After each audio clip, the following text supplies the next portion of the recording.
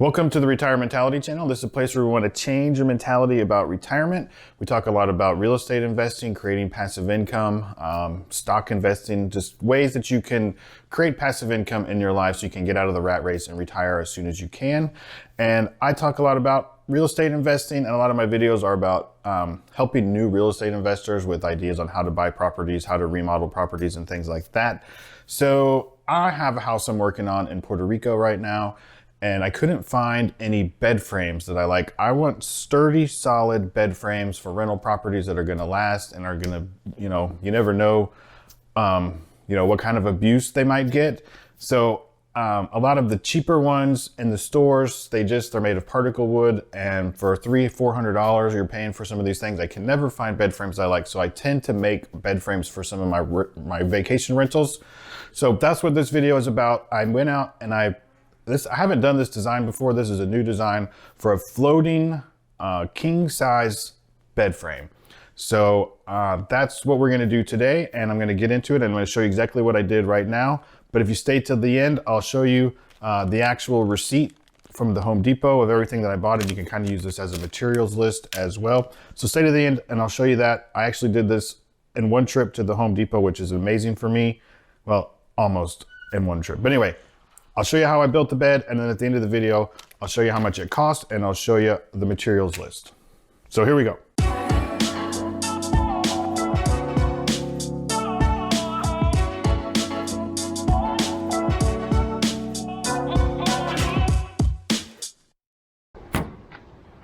This is how you get a king-size bed into a rental car. This shall become a floating platform bed. Okay, I brought all the pieces into the bedroom because this sucker is going to be heavy. So I got 2x12s on the bottom. There's 5 feet on the length side and 4 feet on the width side. So I'm going to put the box together, and then I'm going to build this frame around it. And I haven't quite decided how I'm going to do this. Once I get the frame built, I'm going to get something else in here to prop it up, and then I'll put a couple of the 2x4s across, and then we'll nail it together, and then it'll sit on top of there while I finish building it, but it shouldn't be too difficult. Okay, I got the inside frame together and the outside frame together. I couldn't decide if I should do the cross beams this way or the other way. And then I decided this way will give more support to the end, which has a little longer overhang. And I was trying to figure out how I was going to attach these and then get it over the box. I think I can just put one here and then slide it over and put one over there and then kind of lift it up over the box, kind of cattywampus ways. So we'll see. I think I got it figured out though. Okay, I couldn't really figure out how to get the top part on top of the bottom part. So I put one over there that'll be in the middle, and then I put this on top of there. So I'm hoping if I lift this side up over here, I can wiggle it back up under there. I had to call in my extra recruit. Hi, extra recruit. Hi. Okay, let's see if I can put this. All right, let's see if we can make this work. Okay, so I'm gonna lift this up. Do you need to move any of that stuff? No. And I want you to lift that side up. Oh,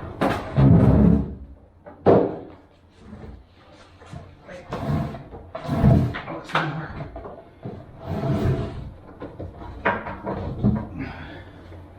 You were right, I did need to move that stuff. Like everything. Okay. Can I have those, please? Give me a second. No, lift, you ready? Do what? Lift it towards you. Perfect. Ta-da! It worked. Okay. So, now the top is on the bottom. I'll kind of maneuver it into place, and then I'll drop on 2 more 2x4s, and then we'll put the cross pieces on, and we got a bed. All right, it's working. You need to circle now. You need to straighten this out, right? Yeah. Okay. Okay, here it is completed. ready for paint. I came through and I put wood putty in all of the screw holes and covered those up. And I put extra bracing in here, which really, I sat on this corner and I could see this flexing a little bit in this one. So I used my scraps that were left over and I put bracing in on these sides, especially where I thought people would sit when they get out of bed. And if they sit on the end of the bed, I put extra bracing here. And I put a bracing piece here to tie these two. I have it screwed in from here and then from here. And I've got two in the back there to tighten it all together. And then I screwed all of these down just to add more rigidity. So this thing should be rock solid. You can't see the base from anywhere. Like even if I go into the bathroom, you're not going to be able to see the base from anywhere in the house. So it should really look floating. So one more shot and I'll show it to you all painted up. Okay, here is the floating bed at night in all of its glory. Oh, I should have put pillows on the bed, but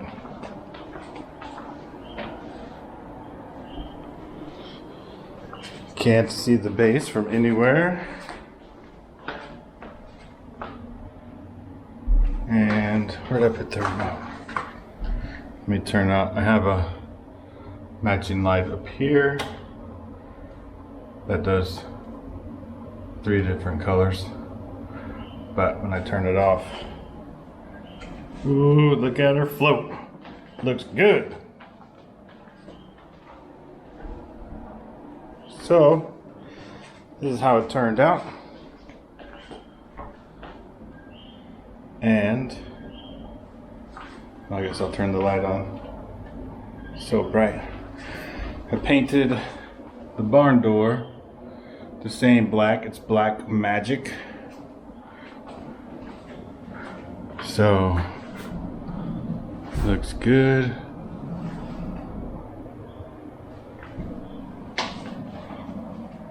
So this is how it'll look in the daylight. But I think it turned out really cool. The only place you can see the base is in the mirror. So I did go ahead and paint it black too. There's a look at the base with the door. So you'll see some of the finished product of the house in an upcoming video, but I wanted to show you that how the bed looks at night.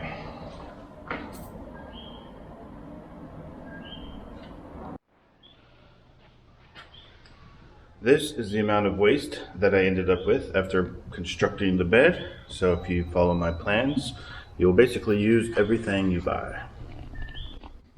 Okay, I hope that was helpful. I hope that you like the design of the bed, and this might be something you can use in your properties, or even if you're just looking to build it for yourself.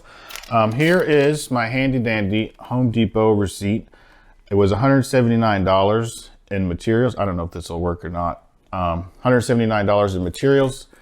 I bought 3 2x12 by 8 foot boards. That was a total of, they were $26 each, so that was $78 for those 3 2x12 8 foot long.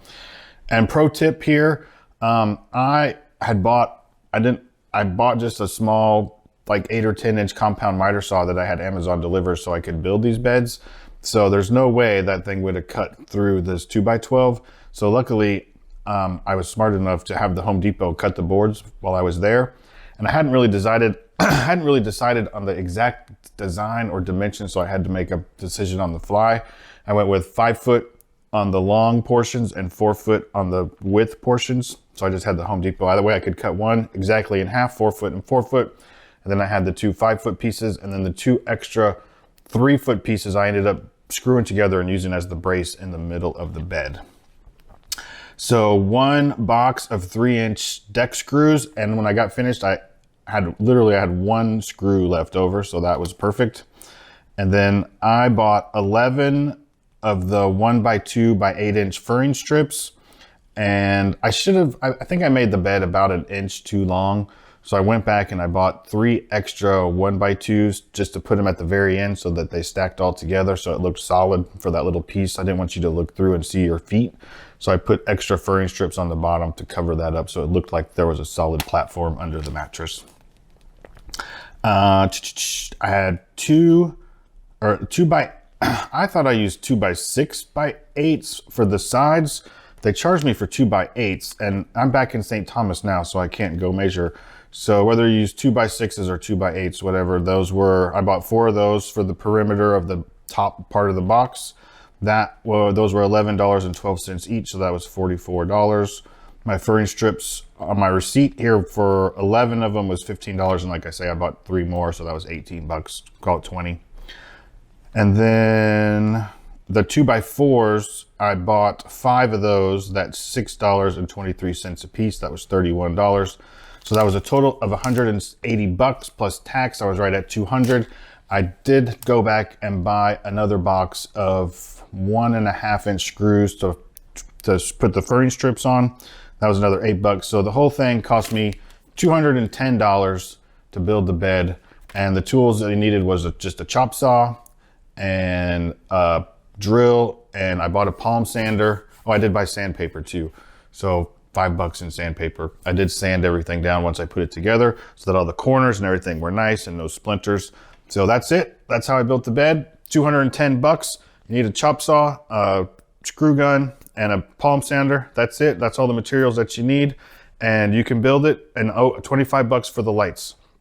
The lights have their little remote control and they change colors. Those were $25, but I didn't use anything to attach them. I just laid them under the mattress over the 1x furring strips. So, okay, $235. It's less than $250. You can build this bed. 2x12 construction, 2x4, 2x8s or 6s, and nobody's gonna break it ever. So I hope this was helpful. Leave me a comment if you like the design or if you built a bed like this, and don't forget to subscribe to the channel if you haven't done that, and give it a big thumbs up if you liked the video. Thank you very much, and we'll see you in the next one.